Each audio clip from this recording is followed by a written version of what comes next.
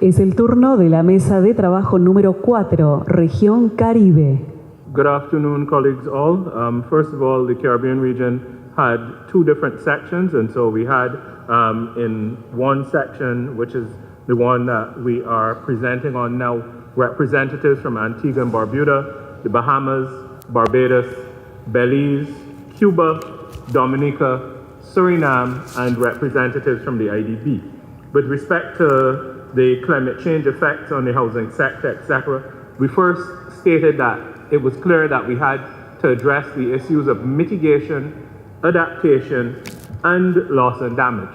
And these had to be done at the national, at the regional, at the community and the individual level. We then identified specifically flood and wind effects, droughts and associated wildfires, sea level rise, and saltwater intrusion, all things that we have intimate knowledge of and experience of to date in the region. We stress the fact that you're only as vulnerable as the most vulnerable amongst us.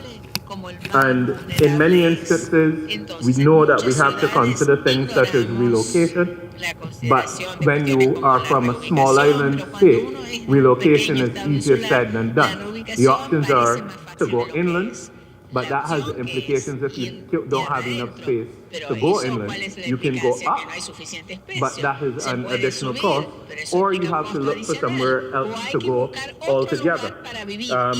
And those are the real issues that we face, because you're seeing people who are really on the margins that have to be dealt with. We then talked about the type of information that you need. We talked about at the national level, you need to have physical development plans, you need to have marine spatial plans, you need to have that integrated program. For example, the Roof to Reef program for Barbados. And that these need to be related to your NDCs and to your economic and social policies. We spoke about the fact that you need to have revised building and plumbing codes, and you need to have the data to do that. You need to understand your utility needs, you need to understand where your water resources are most at threat, and where your water resources themselves threaten you. Revised intensity, duration, and frequency curves, information on water quality and quantity. You need to have your housing census data. You need to have your social data, your zoning maps, for example, your groundwater zoning, and that sort of thing. When we talked about structural and non-structural matters, we spoke about integrated policy. We spoke about data collection and data management. We spoke about the need for education, communication, and ability to get that information out there. From a structural perspective, we stress we need to have places for displaced persons to go. We need to look at things like resilient homes, utilities and roads, resources to relocate the people, plans in place to have those things work, as well as possible water and waste management and so forth. We, of course, stress in terms of the main barriers.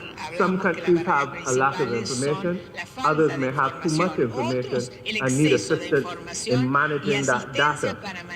Some countries need technology and technology assistance so that you can do your modeling in terms of your soils, in terms of your groundwater modeling, in terms of your revised IDF curves, etc.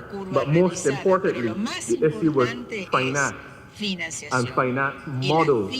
But we also thought that there was a lot to learn from each other.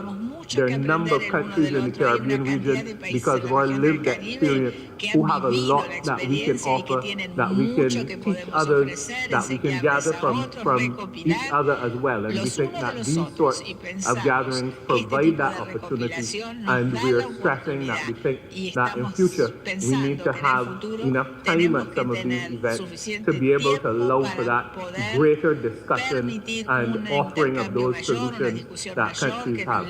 And that's it from us. Thank you.